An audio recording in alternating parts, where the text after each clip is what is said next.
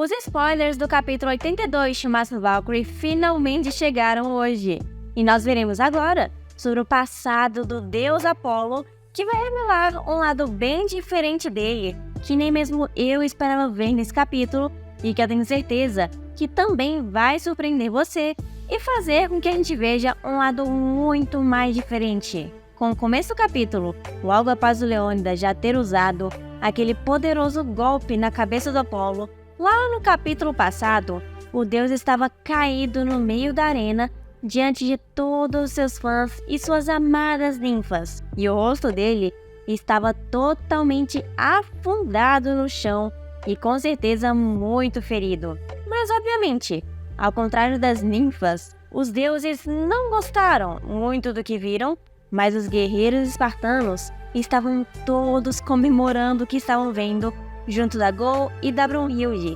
já que qualquer momento de vantagem para os humanos é mais um motivo para eles comemorarem e mais um passo para a sobrevivência de todos eles. E outros personagens que também aparecem muito felizes comemorando ali são Jack e a Hillock, que estão elogiando a força do Leônidas como um guerreiro espartano, e a Valkyria também, elogiando a força da sua própria irmã, que até fala um detalhe a mais sobre a personalidade da Geirolu, de que ela é a Valkyria mais assustadora quando está com raiva. Provavelmente, até mais do que a Hyriste, quando está naquela sua outra personalidade, sem ser a normal que todos nós conhecemos. E com toda certeza, essa Valkyria está fazendo uma dupla perfeita com Leônidas, os dois tendo sempre os mesmos objetivos. Mas eu achei legal que ao invés de sempre colocar o Okita, o Sasaki Kojiro e todos os outros que estão lá naquela sala como comentadores, eles dessa vez quiseram colocar alguém diferente,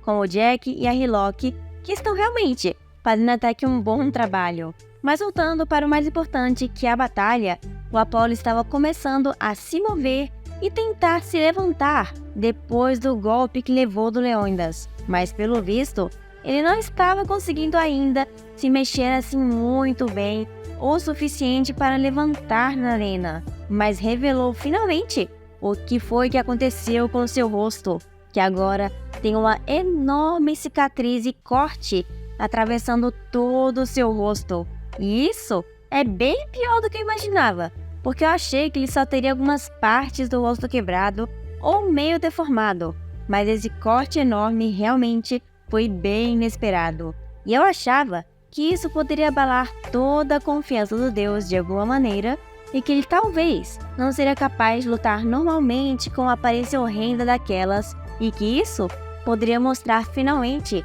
a sua dupla personalidade que todos nós tanto esperávamos depois de ler o guidebook falando sobre Apolo e tendo todas as expectativas sobre ele. E para vocês terem uma noção de quão ruim tá essa cicatriz no Apolo, apesar de ter achado um pouco bonito para ele, porque eu acho que isso fez o rosto dele ficar um pouco menos galã de novela e mais como um verdadeiro guerreiro. Mas o Leônidas meio que chegou mais perto do Apolo para falar pessoalmente para ele não se levantar e esconder o seu rosto horrível. Mas mesmo assim, o Apolo se levantou depois do ataque, mostrando a sua nova cicatriz para todo mundo com um pouco de orgulho, como se ele não ligasse para sua aparência exterior. O que me deixou muito confusa, já que até agora, em toda a nona rodada, ele ficou falando sobre beleza, que é bonito e tudo relacionado a isso. E nos spoilers menciona que o Leônidas fez a mesma pergunta de antes. E qual foi essa pergunta?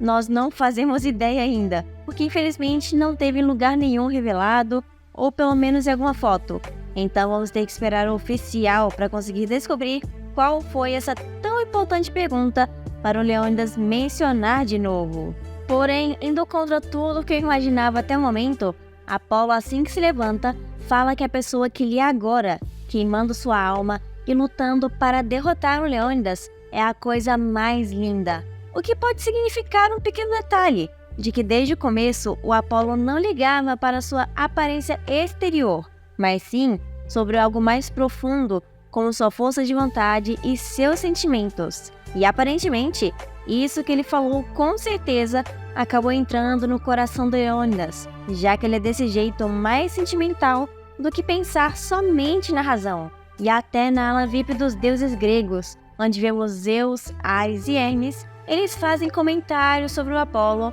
e o Ares fica meio irritado ao ouvir alguns deuses falando sobre ele. Mais de longe, o comentário que mais me chamou a atenção foi o do Zeus, que ele mencionou que não existe um deus que conhece os homens melhor do que o Apolo, o que para mim é outro fato muito estranho que foi colocado no capítulo, já que até o momento a gente veio pensando que o Apolo era um deus arrogante, que não ligava para nada além de si mesmo e sua aparência em relação aos outros, já que ele ama agradar todas as pessoas, mesmo que seja numa batalha de vida ou morte. Mas pelo visto todos nós estávamos completamente errados, e a partir daqui nós finalmente vamos começar a falar um pouquinho mais sobre o passado do Apolo, que eu acredito que vai mudar a percepção de todos nós em relação ao deus do sol, ainda mais do que já está mudando. O passado dele começa falando sobre o seu templo, que tem a seguinte frase esculpida nele: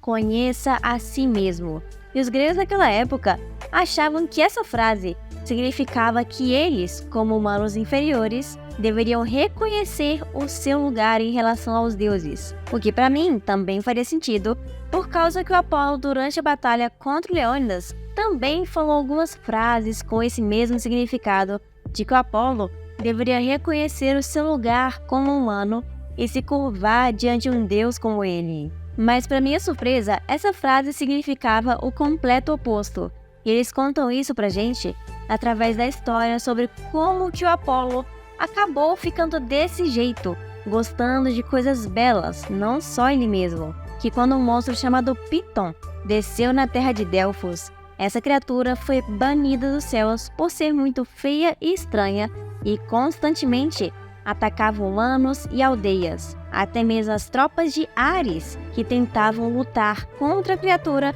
eram derrotados de uma forma esmagadora. Então eu acho que seria melhor o próprio Ares ter ido contra ela, mas como sempre, ele não parece ter muita coragem. E a criatura acaba continuando atacando todos os humanos, e a cada vez mais, quando ele derrotou o exército divino, os humanos ficavam com mais medo ainda. Porém, um dia em específico, sem ser mencionado, o Apolo aparece e luta contra o monstro para derrotá-lo. E a criatura fica com raiva do Apolo, porque ele era bonito e muito arrogante, já que a Piton foi expulsa dos céus especificamente por não ser bonita. E a criatura, com raiva, tenta atacar o Apolo, mas foi derrotado com somente um poderoso golpe do deus do boxing. Mas ele não foi morto imediatamente, porque logo após a sua derrota, a Piton mais uma vez desafia o Apolo para uma batalha,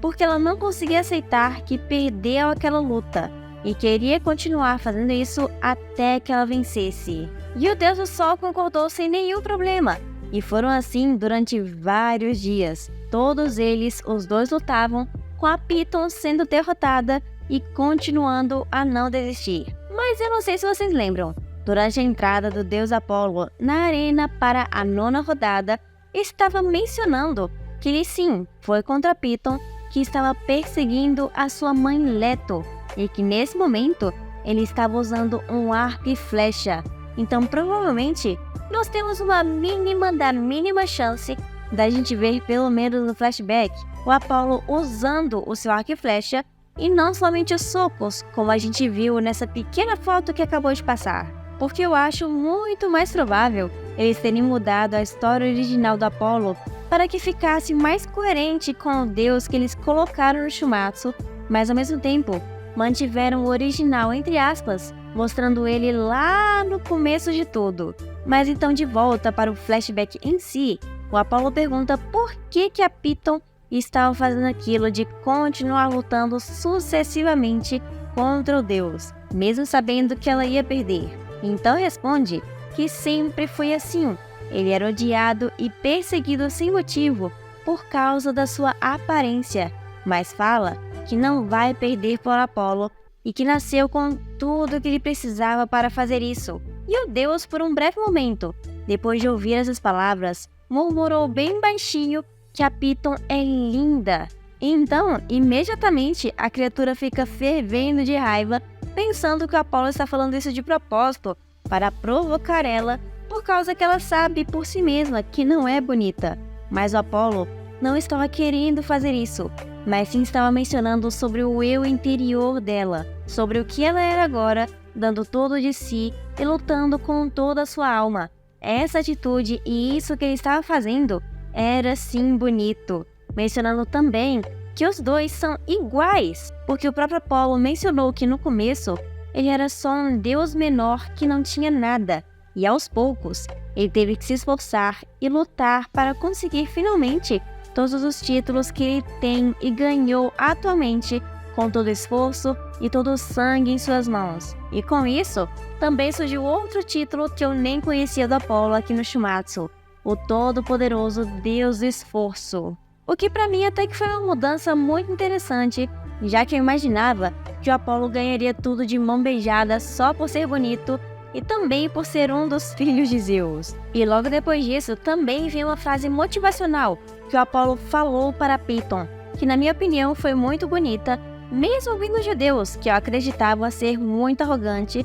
e que com certeza, se ele acabar morrendo, pode acabar indo para o próximo deus que vai lutar. Ele disse que não é lindo quem não cuida de si mesmo e está satisfeito só com o presente. E quem se conhece e sabe o que lhe falta e as suas fraquezas não tem medo de mudar. E esse é quem deveria se orgulhar da sua própria beleza. E isso está praticamente falando que ele acha bonito a pessoa que se esforça e que quer mudar para si mesmo e ficar melhor do que antes. E não só com os deuses, que só recebem algo de bandeja ou continuam do mesmo jeito que é, só porque aceitam isso. E depois a Piton até mesmo desistiu de lutar e pediu perdão pelas coisas que ele fez e ia servir os deuses, se tornando então a divindade guardiã de Delfos. E também foi ele que construiu o templo em homenagem ao Apolo e encravou aquela frase que conhecemos no começo do flashback no templo: conhece a ti mesmo. Porque se você pode se esforçar, você pode se superar mais do que antes. E de volta já na batalha, o Apolo, depois de contar todo o seu passado, fala que a atitude de viver somente olhando para frente é muito bela e é algo que os humanos jamais devem esquecer. E com isso eu fico até imaginando se quando o Apolo criou o Oráculo de Delfos, lá naquele momento durante o passado de Leônidas, ele realmente estava pensando em acabar com as guerras para os humanos durante suas festividades, para que não houvesse problemas. Ou que talvez o Apolo, durante todo esse momento na batalha, estava, entre aspas, tentando ser humilde, porque ele queria ver o Leônidas dando tudo de si, para que ele também fosse bonito. Por causa que o Leônidas, depois de ouvir tudo, até gostou desse jeito que o Apolo pensava e tudo que ele teve que fazer durante sua vida. E ao mesmo tempo, eu também acredito que o Deus estava respeitando que o humano finalmente era um oponente digno, com um duelo onde ambos os lados se respeitam. E esses momentos assim mais simples do Deus Apolo foi o que me fez ver ele de uma outra maneira, não como Deus arrogante, mas sim que quer fazer a pessoa dar o melhor de si a todo momento, apesar de terem mudado um pouco a história. E que já chegando lá para as últimas páginas, o Apolo fala que agora também vai queimar sua própria alma junto do Leônidas, no meio do combate, como se estivesse falando que finalmente vai dar tudo de si também no meio da batalha, como o Leônidas estava fazendo. Porque se a minha tradução estiver certa de uma frase que apareceu, ele elogiou o Leônidas, falando que aquele seu último ataque foi muito bonito. Mas essa frase de queimar a sua alma até me faz lembrar a cena do Shiva,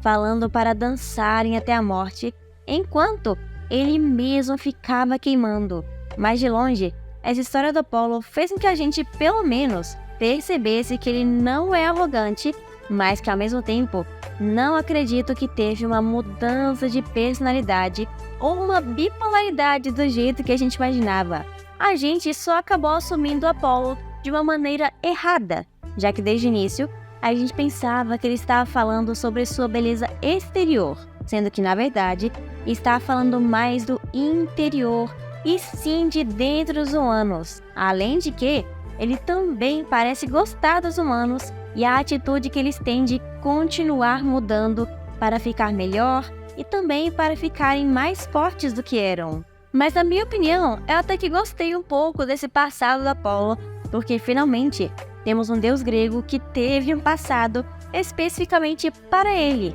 porque ele estava conseguindo ajudar a Piton a meio que se descobrir e também mostrando uma nova perspectiva dele para que a gente também não só considerasse o lado do Leônidas, e se o próprio humano conseguiu reconhecer o Apolo, quem é a gente para não fazer o mesmo, não acham? Mas como eu tenho que falar todos os lados dessa história aqui, eu também percebi um pequeno detalhe que acabou se repetindo, de que mais uma vez o deus começou a respeitar o seu oponente ou respeitar os humanos, não importa em qual parte ou em qual capítulo seja. Mas esse pequeno fato acontece praticamente em toda a batalha, deles acabarem reconhecendo como alguém digno de lutar contra eles, ou que os humanos realmente têm uma força que eles nem mesmo esperavam que fosse acontecer. E eu acho que essa repetição não vai acabar sendo assim tão boa para outras batalhas, por causa que já vai ter sido usado muitas vezes e vamos acabar ficando meio entediados de ouvir e ver esse tipo de cena